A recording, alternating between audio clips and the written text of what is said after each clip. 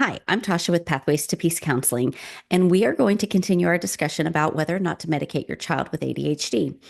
So, diet is the topic we're going to talk about, and there is so much that goes into diet and children with ADHD. And in this topic, I've really done a ton of research, and my own child is my reason. So he struggled bad. I mean, he would have checked all the boxes for ODD, ADHD. He had all the stuff. Defiance, aggression, very little impulse control, difficult time focusing on work. He was the spider monkey ADHD kid. And so I started learning, like, what is it that I can do as a mom to help him? And one of the first things I discovered was red food dyes. And the more that I know about them, the more I hate them. They are the bane of my existence when it comes to working with children with ADHD because they are horrible. And it floors me that they have not been outlawed. So, red food dyes have been tied to aggression in children. And I've seen kids who have like a very minor reaction to red food dyes to where they get a little bit irritable and grumpy.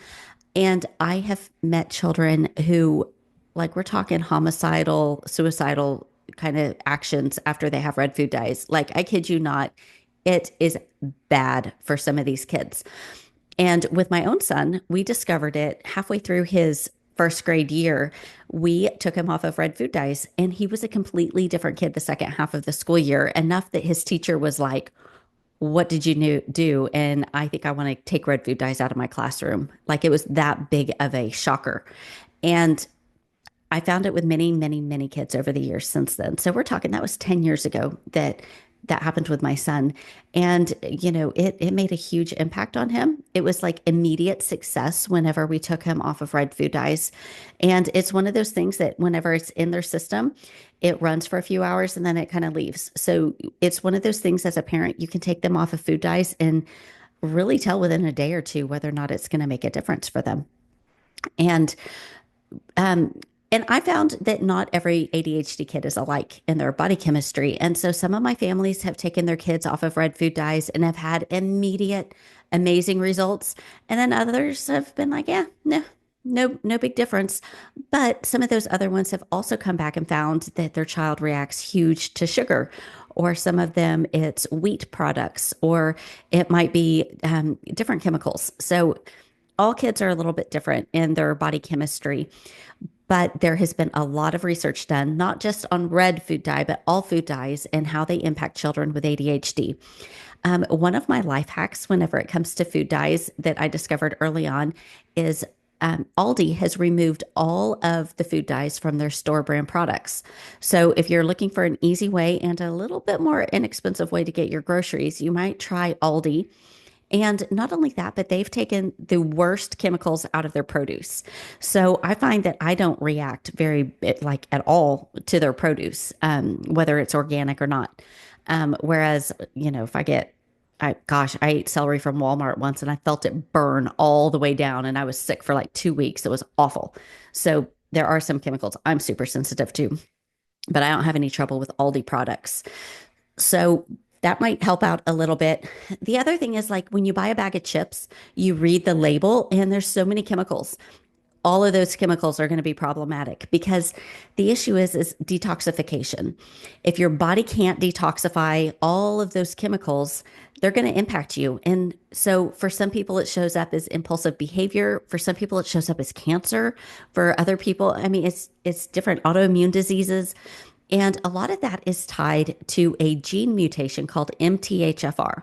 So that's a rabbit hole you can go down if you want to check it out. There's, from my research, there's somewhere around 70% of people that have this gene mutation. So it's super common, but it's all about your body just not being able to detoxify properly.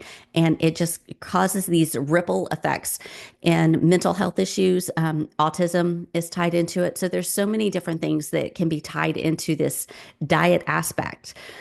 So I would highly recommend if you really want to go all in and see what kind of chemical things are happening with your child that are related to their food, you could do an elimination diet and just see how much of a change do you see in your kid, because this alone solves the problem for a lot of people.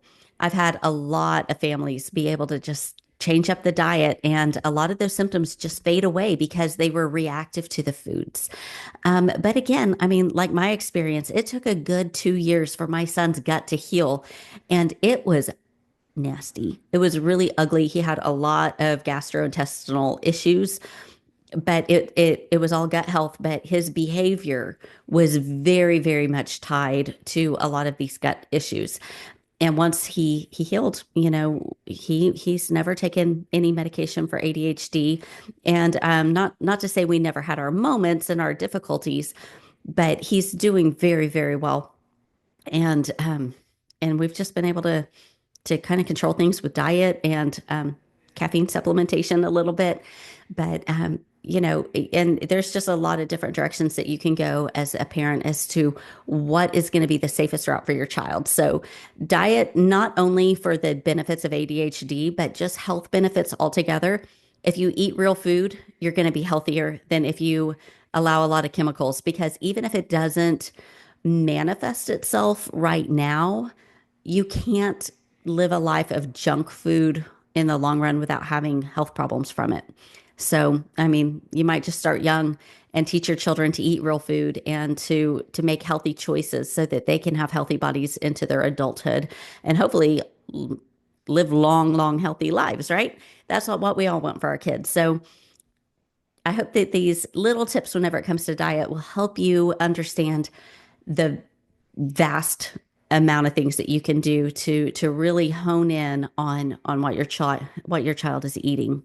And stay tuned because we have a lot more to talk about. So this is only one part of a series. So be sure to check out all the videos. And I have tons of games and resources and everything available at pathways to peace counseling.com.